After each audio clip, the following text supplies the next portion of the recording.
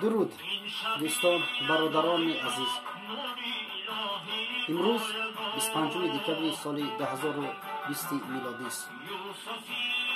در اینترنت باز بحث ها از ما تاجیکان بین سال نو سال ماست، دیگر گروه سال نو مانیست اوج گرفتند و من گفتنیم که هر کسی اختیار دارد هر جشن را پیشوا گیرد و هر جشن را نگیرد.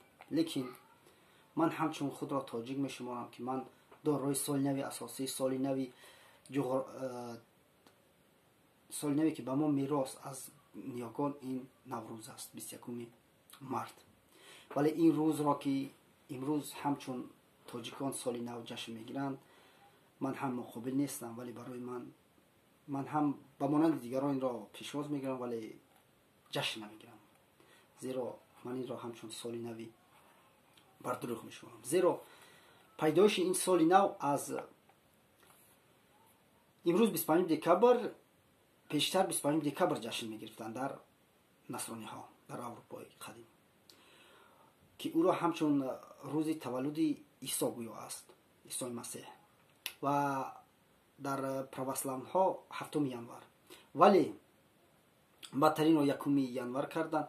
ولی این دروغ است، زیرا که ما در کتاب های گذشته دینی خود میبینیم که وقتی که عیسی تولد می شود، مریم مادر وی درخت خرما میخورد، به فیلم خرما که فینیق یگان چی میخورد از گرسنگی، و در اینجا معلوم می شود که خرما در فصل دکبر، در فصل ینور پر نمیگیرد، یعنی تولد او در تیر ماه هست یا که آخری تابستان.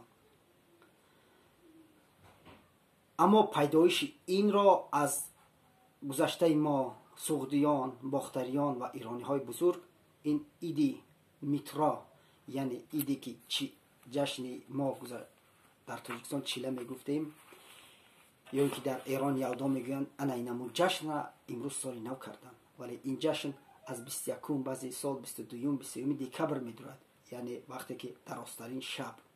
گذشتگان ما توانستند که این را بدانند، ولی امروز بعضی جوانان ما باز از گمراهان افغان، از گمراهان عرب استفاده برده بر گذشته خود، بر ریشه خود تیشه میزنند. چون تیشه میزنند که این ایدی مجوسی هاست، این ایدی فلانی هاست، ولی به همه این نگاه نکرده گذشتگان ما میدانستند، علمشان برابر شد که یعنی از روی آفتاب حساب کردن را دانند. این چه بزرگی است.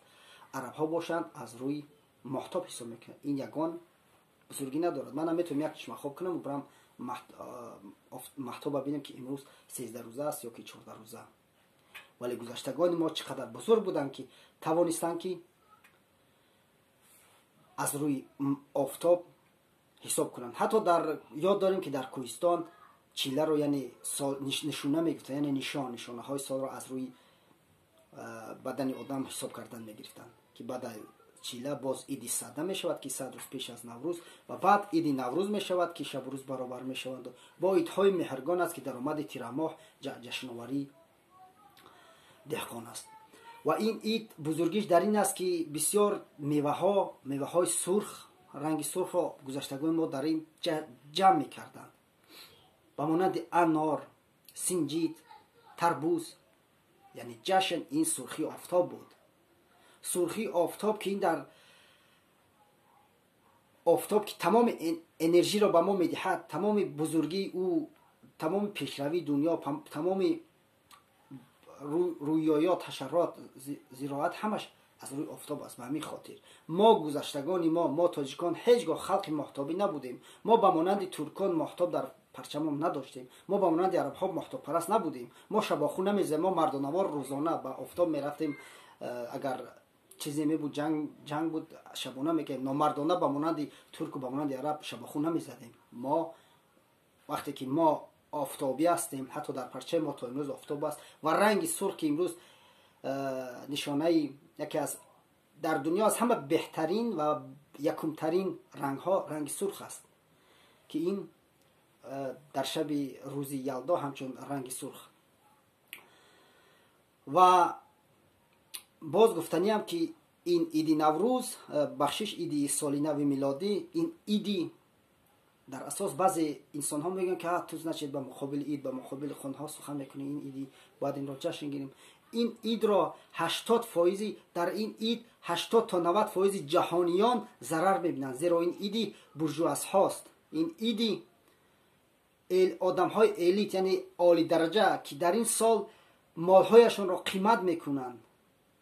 و چرا قیمت میکنند؟ دلار خیس، یعنی دلار خیس. چرا خیس؟ برای که آنها میخواهند، یعنی مسانه شو میگن، اونا را چی میگن، اون گروه هایی که جهان را قریب 80-90% جهان را راهبری میکنند، اونها نرخ را بالا میبردارند و در این روز مالهای خود را بسیارتر مردم فکر کرده میفروشند و از سال نو فکرها و انیقهای دیگر میگیرند. خیلی برادران، اگر سخنی بیجا باشد ببخشید. باقی در امان خدا. شب یلدا، شب عشق و شب شور و ترانه، شب گل خنده